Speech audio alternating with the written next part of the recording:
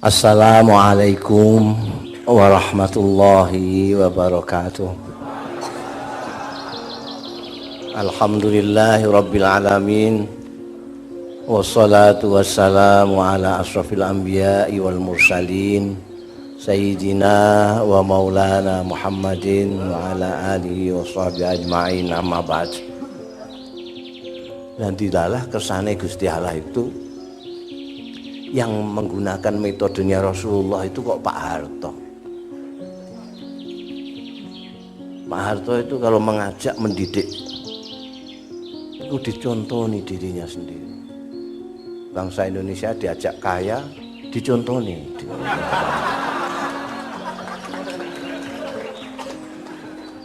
Akibatnya apa? Akibatnya semua orang Indonesia itu seneng sugih kabeh. Pengen gitu. Sekarang ini orang yang paling terhormat di Indonesia ini adalah orang yang punya duit. Dia bisa ngatur hakim, bisa ngatur polisi, bisa ngatur siapa saja. Paling terhormat. Nggak punya duit seperti sampean. Ya gini tak itu loh. Pontang lantung udah karuan itu. Bayangkan pendidikan 32 tahun yang mimpin pakai metodenya Rasulullah. Bagaimana? Kalau menurut pesantren itu ada ilmu yang namanya malakah. Malakah itu sudah mbalung sungsum. Misalnya santri atau kiai yang sudah malakah ilmu nahwu, ilmu gramatika bahasa Arab. Itu kan bahasa Arab itu kalau ja'a zaidun, kalau ra'aitu zaidan, kalau marartu bizaidin. Itu ada kaidahnya, ada baitnya di alfiyah segala macam. Sampean mengatakan ja'a zaidan, saya bisa menyalahkan tanpa saya menunjukkan dalilnya. Sekarang kan usumnya orang tanya dalil, karena banyak ustadz anyaran.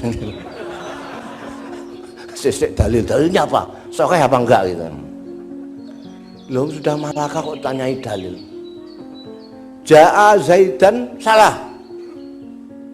Dalilnya apa? Enggak usah dalil-dalilan. Di telingaku enggak enak.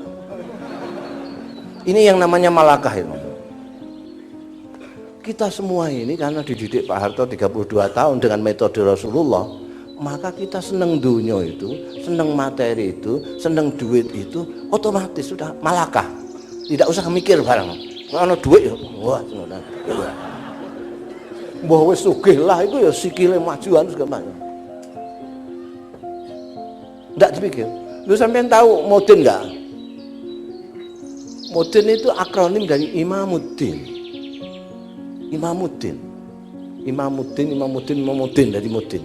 Imamuddin itu imamnya, pemimpinnya agama di desa, itu namanya Muddin. Itu saja di bawah sadarnya itu enggak. Kalau diundang tahlilan ke orang yang kaya, itu tahlilnya sampai 1000. Sampai 1000. Tapi kalau yang undang kok melarat terus langsung donga, bana atina fid dunya hasanah fil akhirati hasanah wa qina adzabannar. Sudah. Itu tidak mikir, ya sudah langsung begitu. Ini akar masalah. Akar masalah. Makanya saya di mana-mana, mari kita lawan seperti sampai ini, hidup sederhana. Ini contoh-contohnya orang sederhana-sederhana. Oh ini kiai potongan ini ya. Serap pantes belas. Rodok pantes saya sedikit lah. Cak Nun ini begini terus. Padahal sudah punya santri sampai Belanda, Amerika sak karu-karuan ini.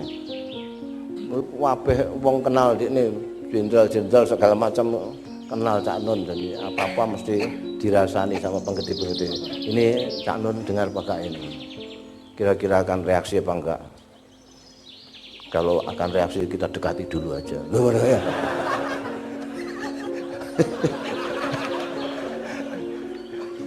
Cak Nun ya tahu tapi pura-pura enggak tahu kan. Wong Jombang ya akale akeh.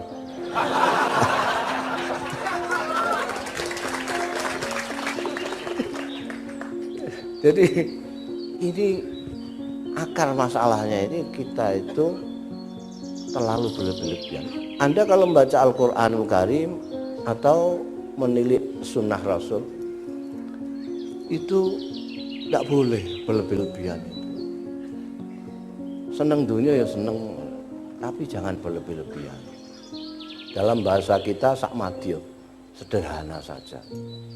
Terus sekarang ada yang mengusulkan saya supaya kalau dakwah ngajak zuhud. Nah, sampean ini ketinggalan zaman. Wong orang lagi suka-sukanya bondo kok dijak zuhud itu ini bobor gak payu gitu aja.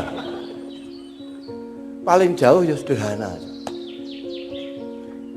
Di Al-Quran sampean jangan, saya sudah lama nggak pernah dalil. Itu kulu wasrobu wala tusrifu.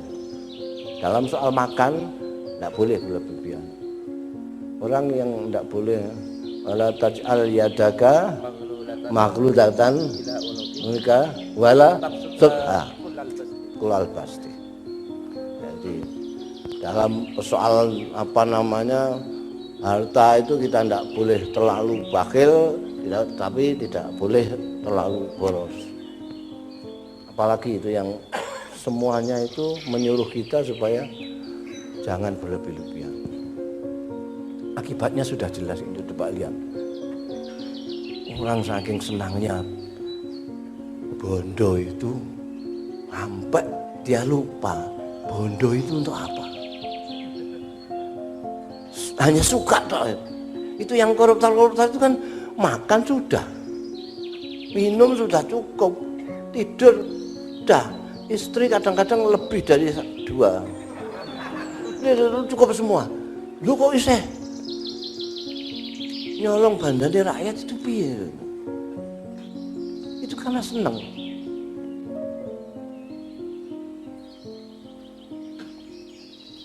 Sekarang semua orang khawatir kabeh. Ada sing apa wakil kita itu permakili kondangan berkate digawa dhewe padahal ongkos nekani kondangan kene sing bayar. Berkate dipangan dhewe ya ora kondo kene. Wakil sampean semua itu. Kanjeng Rasul sallallahu alaihi wasallam. Ya Allah, ini kalau betul-betul datang ini senang sama sampean itu. Di Indonesia kok masih ada orang yang potongannya sederhana begini. Apa ini dia di Jakarta tidak ada, orang sederhana sudah tidak ada. Berlebih-lebihan semua. Sekarang orang pada takut, orang yang seperti Cak Nun tidak khawatir semua. Ada yang sampai menganggap bahwa besok pagi ini kiamat. Ada yang sampai begitu. Saya bilang, sudah keliwat toh kiamat toh. Tahun 2012 sudah kiamat sudah. Loh ini dikiranya apa ini? Sekarang ini kiamat sudah. Sudah kiamat. Yang membuat saya masih optimis itu karena Rasulullah Shallallahu Alaihi Wasallam berjuang itu pertama kali sendirian.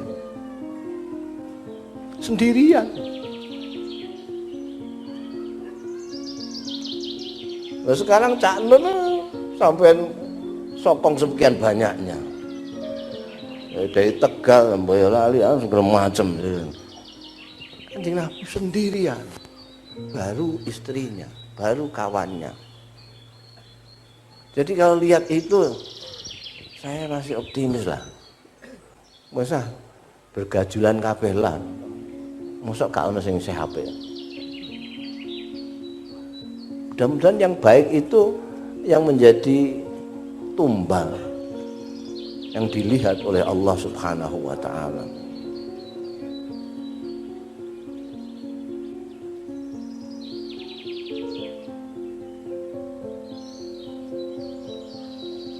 Kanjeng Rasul, saya kadang-kadang ya ini ramalannya Kanjeng Nabi itu akan sudah datang apa belum.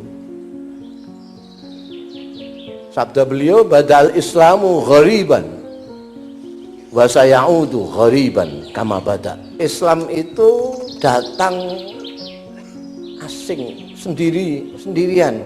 Kanjeng Nabi sendirian. Orang semua tidak bisa dipercaya, yang bisa dipercaya cuma Kanjeng Nabi tok. Sampai dijuluki Al-Amin. Kata beliau, Islam ini mulai dari asing dan akan kembali asing lagi. Kalau kita lihat sekarang ini, saya kira kok ndelok redaksinya tadi kok belum datang itu. Masa menjadi asing lagi itu? Karena sekarang wah, pengajian di mana-mana. Haji saja sampai nunggu 17 tahun, 20 tahun. Orang bikin masjid kayak balapan aja. Saya juga nggak tahu kenapa orang pada senang bikin masjid itu. Kadang-kadang saya curigai jangan-jangan ini orang pengen nyogok Gusti Allah ini. Saya bikinkan rumah ya Allah, tapi saya jangan dicatatlah kelakuanku. Itu masjid banyak sekali, pengajian banyak sekali. Orang umroh setiap hari umroh. Nggak tahu umroh betul apa belanja, karena sekarang Mekah itu sudah kayak Las Vegas. Iya. Sampai di sana mau tawas sekarang pakai itu apa namanya yang bisa jalan sendiri itu. Ini yang bukan eskalator.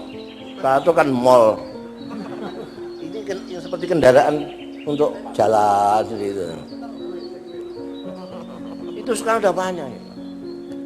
Nah, kiri kanan itu hotel. Termasuk hotelnya Paris Hilton ada di situ. Orang ke sana itu sergap itu karena bisa fid dunya hasanah fil akhirati hasanah. Maksudnya begitu maksudnya. Bisa shopping, bisa lihat mall, engkau terus tawaf, shopping, tawaf. Sekarang enggak khusyuk belas tawaf itu. Nah, karena baru tawaf, Gus Mus, foto Gus, foto. Ini piye bang, tawaf kok digandeng jak foto.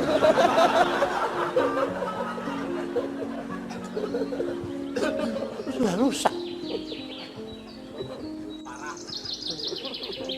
Tapi nek dibanding di sana-sana kita masih lumayan ini, masih lumayan. Dunia masih lumayan di Indonesia ini.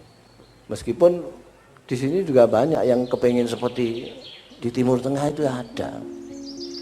Mergo diarani Timur Tengah pokoknya pokok. Mergo Kanjeng Nabi dari sana.